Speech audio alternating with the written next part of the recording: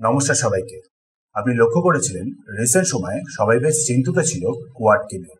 US, Bharat, Australia আর Japan Indo প্যাসিফিকে চীনের ইনফ্লুয়েন্সকে counter করার জন্য যে গ্রুপটা তৈরি হয়েছিল।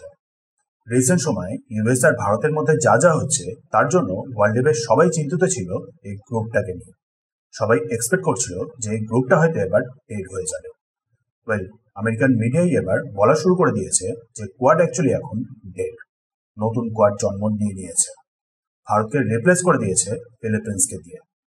পাশে ছবিতেই দেখতে পাচ্ছেন ইউএস এর ডিফেন্স সেক্রেটারি বা বলতে পারেন সেক্রেটারি অফ ওয়ারের তরফ থেকে করা টুইটটি।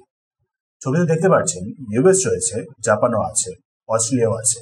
ভারতের বদলে শুধু দেখছেন ফিলিপিন্স। লক্ষ্য সেই একই, চীনকে কাউন্টার করা, প্যাসিফিক ওশান সাথে সাউথ চায়না সিতে। ইতিমধ্যেই দুবার মিটিং কমপ্লিট। ভাবুন, যেখানে ভারতেই এই বছর কোয়াডের মিটিং হওয়ার কথা ছিল, মনে হচ্ছে না সেটা আর হবে। তার উপর ভারতকে নিয়ে যে কোয়াড, সেখানে 4টে দেশের ডিফেন্স মিনিস্টারদের নিয়ে আজ অব্দিও একটা কোনো মিটিং হয়নি। মানে যবে থেকে কোয়াড তৈরি হয়েছে তবে থেকে আজ অব্দিও ডিফেন্স মিনিস্টারদের নিয়েই কোনো মিটিং হয়নি। এদিকে দেখুন, পিট হেগসেট, আমেরিকার কারেন্ট ডিফেন্স মিনিস্টার বা ওয়ার মিনিস্টারও বলতে পারেন, অলরেডি মিটিং করে ফেললেন ফিলিপিন্সকে নিয়ে তৈরি করা নতুন কোয়াডের সাথে। ক্লিয়ারলি বোঝা যাচ্ছে যে ভারতকে এখানে রিপ্লেস করে দেওয়া হয়েছে। আর সেই কারণেই আমেরিকান মিডিয়াই এখন বলা শুরু করে দিয়েছে যে ভারতকে নিয়ে যে কোয়াড, সেই কোয়াড এখন ডেড। নতুন কোয়াড এখন এখানে জন্ম নিয়েছে। নাও, এখন ব্যাপারটা হলো, এতে ভারতের ক্ষতি হলো নাকি লাভ হলো? কি কি কারণে ইউএস এই নতুন গ্রুপটাকে তৈরি করার চেষ্টা করছে বা বলতে পারেন বাধ্য হচ্ছে? আর লং টার্মে ইউএস বলুন বা ভারত বা চীন বা রাশিয়ার ওপরে এর ফলে কতদূর ইম্প্যাক্ট করবে, চলুন ডিটেলসে জেনে নিন। সর্বপ্রথমে তো পাশের ম্যাপটা দেখুন। এই ম্যাপটা এখন চীনে খুব ভাইরাল হচ্ছে, বা বলতে পারেন চীনের মানুষরা লার্জলি এখন এই জিনিসটার প্রতি বেশি ইন্টারেস্ট দেখাচ্ছে।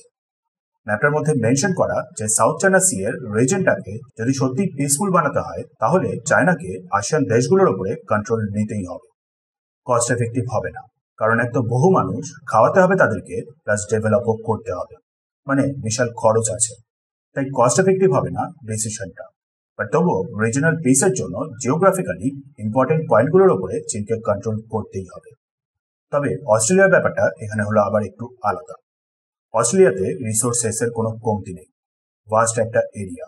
এদিকে পপুলেশন হলো খুবই কম, যেখানে কিনা সেই পপুলেশন আবার সেখানকার নেটিভ না। মানে ওয়েস্টার থেকে ইউরোপিয়ানরা পৌঁছে সেখানকার লোকাল মানুষদেরই সরিয়ে দিয়ে নিজেরা সেটেল করেছিল, যেটা চীনের মতে হলো অনৈতিক, অবৈধ। সো চীনের ক্ষেত্রে উচিত হবে অস্ট্রেলিয়াকেও ক্যাপচার করে নেওয়া। চীনে এটাই এখন বেশি করে শেয়ার করা হচ্ছে। এবার দেখুন, এখানে অস্ট্রেলিয়া হোক বা জাপান, দুটো দেশই হলো প্রথম কোয়াড গ্রুপটার পার্ট। ইমেজটা থেকে বুঝতেই পারছেন দুটো দেশই একটা রিয়েল থ্রেট ফেস করছে চীনের তরফ থেকে, সাথে আবার তাইওয়ানও, প্লাস আরো যে আসিয়ান দেশ আছে তারাও। সবারই সেই একই হাল, চাইনিজ এগ্রেশন। ইউএস এর প্ল্যানটা ছিল এখানে ভারতকে ইনভলভ করে নিলে, পুরো ব্যাপারটাকে ইন্দো প্যাসিফিক রিলেটেড বানিয়ে নিলে চীন অনেকটাই বলতে গেলে কাউন্টার হয়ে যাবে। চীনের গ্রোয়িং পাওয়ারটা ব্যালেন্সে থাকবে, ফলে ইউএস এর আবার সুপার পাওয়ার স্ট্যাটাসটা বজায় থাকবে। পুরো একটা ক্লিয়ার স্ট্র্যাটেজি যে চীন যদি ইস্টে কোনো দেশের ওপরে অ্যাগ্রেশন শো করে, ওয়েস্টে ভারত তখন অ্যাক্টিভ হয়ে চীনকে বিপদে ফেলে দেবে। কারণ এক তো ভারতও বিশাল বড় একটা দেশ, বিশাল মিলিটারি আছে, আর সেম বাকি দেশগুলোর মতন করেই চীনের তরফ থেকে অ্যাগ্রেশনও ফেস করে। বাট ব্যাপারটা হলো, ভারত যদি এখানে ইউএস কে হেল্প করে, তাহলে বদলে ভারত কি পাচ্ছে? ভারতের ব্যাপার আসলেই তখন এই সেম ইউএসই ভারতের পাশে দাঁড়ায় না। তার উপর চীনের মতন করেই ভারতেও অনেক প্রবলেম তৈরি করার চেষ্টা চলে ওয়েস্টার্ন পাওয়ার্স এর মাধ্যমে। সেম ইউএসই ভারতকেও কন্ট্রোলে রাখার চেষ্টা করছে। ভারত যাতে চীনের মতন করে গ্রো না করে যায়, সেদিক থেকেও চেষ্টা করা হচ্ছে। সাথে ইউএস চায় ভারতে এমন একটা সরকার থাকুক যেটা কিনা ইউএস এরই ফরেন পলিসিকে মেনে চলবে। ইউএস যেটা চাইবে সেটাই ভারতকে করতে হবে, যেটা চাইবে না সেটা ভারত করতে পারবে না। মানে সিম্পলি বলতে গেলে সব দিক থেকেই ভারতেরই লস। যে কারণেই ভারত ইন্ডিপেন্ডেন্ট ফরেন পলিসিকে ফলো করে। ভারতের যদি চীনের সাথে বর্ডার নিয়ে ইস্যুগুলো মিটেই যায়, তাহলে ভারতের কি প্রবলেম চীনের সাথে? বেকার বেকার কোনো লাভ না পেয়েই ভারত ইউএস এর হেল্পটা করতে যাবেই বা কেন? সাথে সবাই জানে ইউএস যা যা করছে সেটা একমাত্র চীনের জন্য না, রাশিয়াকেও একইভাবে আটকানোর চেষ্টা চলছে। মানে ক্লিয়ার বোঝা যাচ্ছিল ভারতকে নিয়ে যে কোয়াড গ্রুপটা ইউএস তৈরি করেছিল, তার একমাত্র লক্ষ্য শুধু চীনকে কন্ট্রোল করা ছিল না, রাশিয়াকেও ব্যালেন্সে রাখার ব্যাপার ছিল।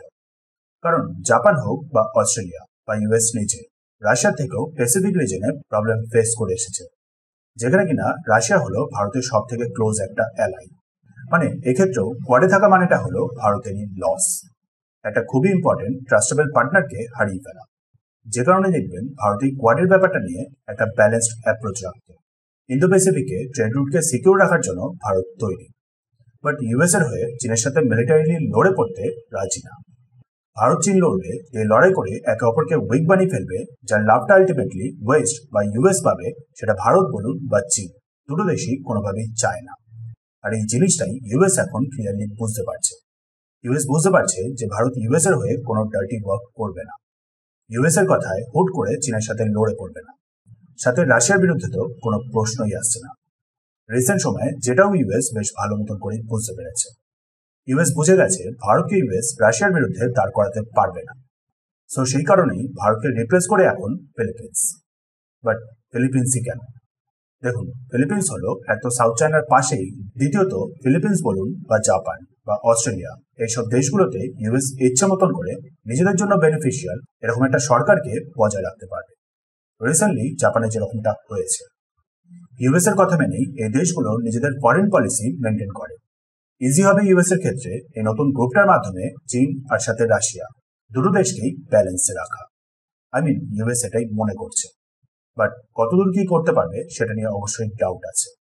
কারণ চীন কি করতে চায় তার একটা ঝলক আগেই এই পাশের ম্যাপটার মাধ্যমে বুঝিয়ে দিয়েছি। সহজ হবে না চীনকে কাউন্টার করা, কারণ যতই হোক না কেন মিলিটারিলি অস্ট্রেলিয়া বলুন বা ফিলিপিন্স সেরকম ভাবে পাওয়ারফুল না।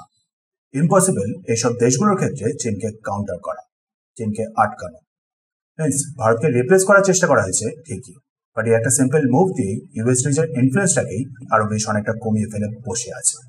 তার উপর আবার লক্ষ্য করেছেন ডোনাল্ড ট্রাম্প এখন চীনের সাথে মিলে G2 গ্রুপ তৈরি করার চেষ্টা করছেন।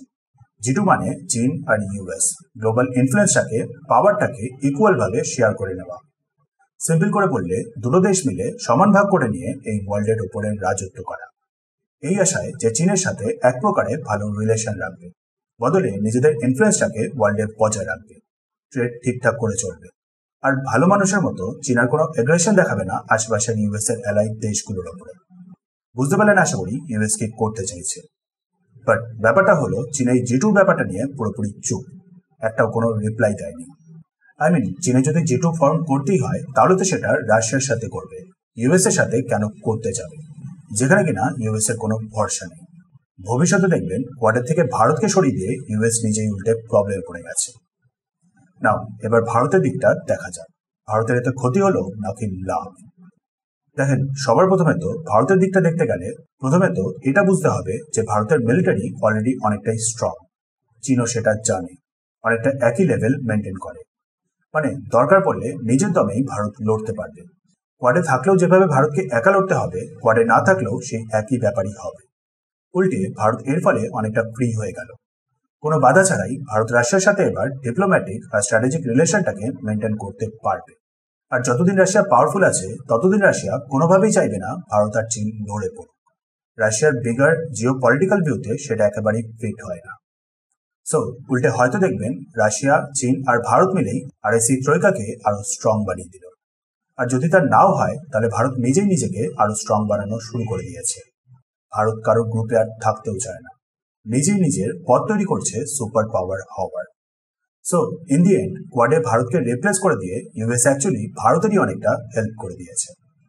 এনিওয়েজ, ভিডিওটা ইনফরমেটিভ লাগলে লাইক, শেয়ার আর সাবস্ক্রাইব করবেন, বেল আইকনটা অন রাখবেন নোটিফিকেশনের জন্য। দেখা হচ্ছে তাহলে নেক্সট ভিডিওতে।